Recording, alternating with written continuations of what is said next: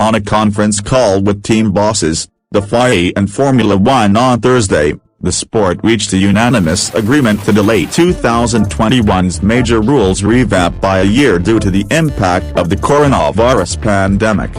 As a result, F1 fans will have to wait another 12 months for the closer racing promised by the new technical regulations and make do with 2 seasons, or possibly just 1.5, of the current rules.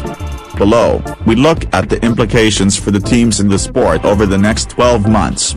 Why were the 2021 regulations delayed? Formula One. The 2021 regulations promised to be the biggest technical overhaul in the sport's history. The rules were set to completely change the look of the cars and in doing so rethink the way downforces created to make wheel-to-wheel racing easier.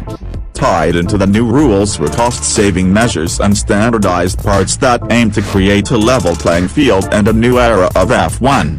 But given the extensive disruption the coronavirus pandemic has caused to F1's 2020 season, not to mention the wider world, it's easy to understand why such a major project has been delayed 12 months. The cost, man-hours and production capability required to make sure an all-new car designed to all new regulations was delivered on time was already looking like a stretch for some of F1's smaller teams, but following the coronavirus disruption it was verging on the impossible.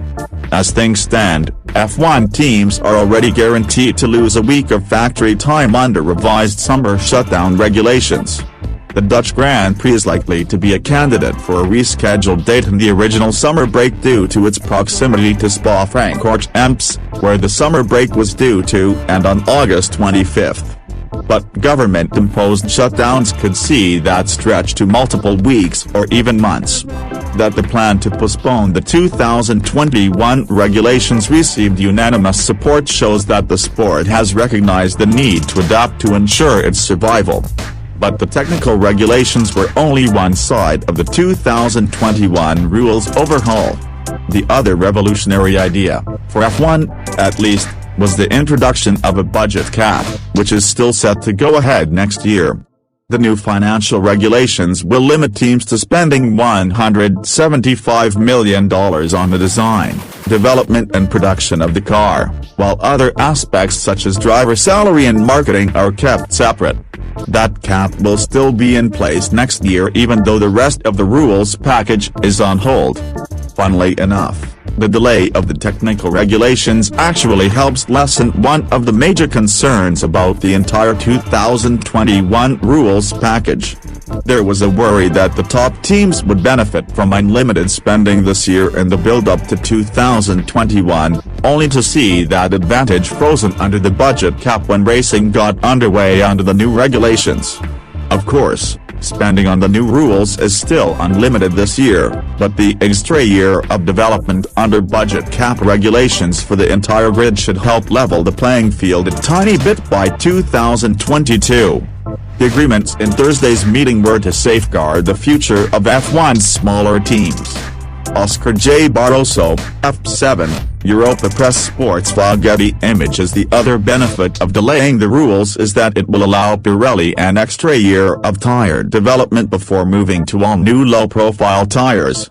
A series of tests with mule cars were already underway, but more track time can only be a good thing as F1's sole tire supplier deals with the massive challenge of developing completely new constructions for heavier cars. While there are several details of the postponed regulations to work through, the elephant in the room remains the lack of commercial deals between the sport and the teams. Collectively known as the Concord Agreement, the contracts that commit the teams to the sport commercially are due to run out at the end of 2020 and have not yet been renewed for 2021. Drafts have been going back and forth for several months, but the changing situation and financial uncertainties this year are only likely to add a new dimension to those negotiations. The delay in the 2021 technical regulations doesn't really change that, but it is still a major issue for F1 to address this year. Why are teams not allowed to develop a new chassis for 2021? 2020's cars will now remain largely unchanged in 2021.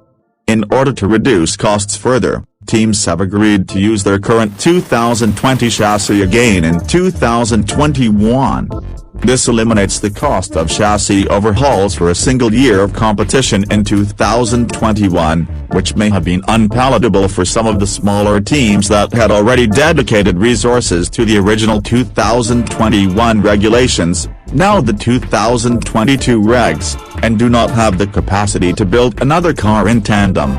Essentially, it means teams will continue to work on 2 cars simultaneously rather than 3. It is not unheard of for teams to carry over chassis designs from year to year, and smaller outfits, such as the old Force India team, have often sought to do it whenever possible to save costs. In fact, Renault is believed to be running a heavily modified version of last year's chassis this year, so it will end up running a similar design for 3 years straight.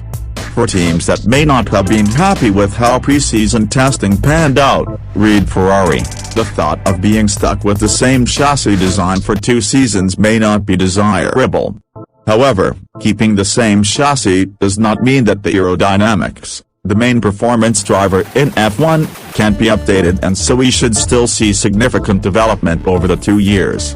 Arguably the team with the most to lose is McLaren, as it is due to switch from Renault power to Mercedes in 2021. Assuming that deal remains in place, it will have to adapt its whole package to a different engine, which is likely to result in a compromise in performance. The only positive is that it has experience in adapting an old chassis to a new engine, as it did the same with the MP429 at the end of 2014, when it first ran with Honda power at a post-season test. The only downside is that the MP429H/1x1, as it was known, managed just 6 untimed laps in 2 days.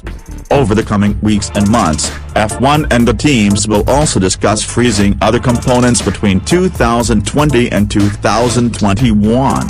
That could include gearboxes, which were due to be frozen under the rules overhaul anyway, further restricting cost and focusing development to the eventual 2022 regulations.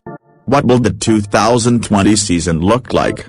F1 hopes to start its 2020 season at the one key agreement from Thursday's teleconference was that teams have granted F1 and the FIA freedom to reorganize the calendar as they see fit. At the meeting there was full support for the plans to reschedule as many of the postponed races as possible as soon as it is safe to do so, F1 CEO Chase Carey said. Formula One and the FIA will now work to finalize a revised 2020 calendar and will consult with the teams, but as agreed at the meeting the revised calendar will not require their formal approval. This will give us the necessary flexibility to agree revised timings with affected race promoters and to be ready to start racing at the right moment. The next stage is trying to predict when and where it will be safe to go racing. All races up to and including the Monaco Grand Prix at the end of May have been postponed or cancelled, meaning the Azerbaijan Grand Prix is currently the first race from the original schedule still in place. While Azerbaijan has only 36 active cases of COVID-19 at the time of this writing, it could be at the lower part of an exponential curve of infections and might still prove to be an unsuitable location to go racing in by early June. On the other hand, if the virus can be successfully contained by the Azeris, it raises the question of whether it would be sensible for a large number of Europeans to visit the country and potentially bring cases of the virus with them. As a result, F1 will now be working with race promoters to assess all options. That could mean ripping up the calendar and starting again, although it would make sense to keep as many races in their original dates as possible to avoid ticket refunds, complications for fans who have already made travel plans, and the rescheduling of the huge logistical jigsaw puzzle that moves F1's freight around the world. While initial plans to fit more races into the calendar focused on moving the Abu Dhabi Grand Prix to later in December, there is now talk of extending the calendar into January 2021. Given that the teams will not be developing new chassis for 2021, there will be less of a need for a winter break, and, as long as the climate and the places where F1 races allows, there is no obvious reason a delayed season start can't be eased by a delayed finale. However, don't expect to see a revised calendar until long-term forecasting of the spread of the virus is more accurate.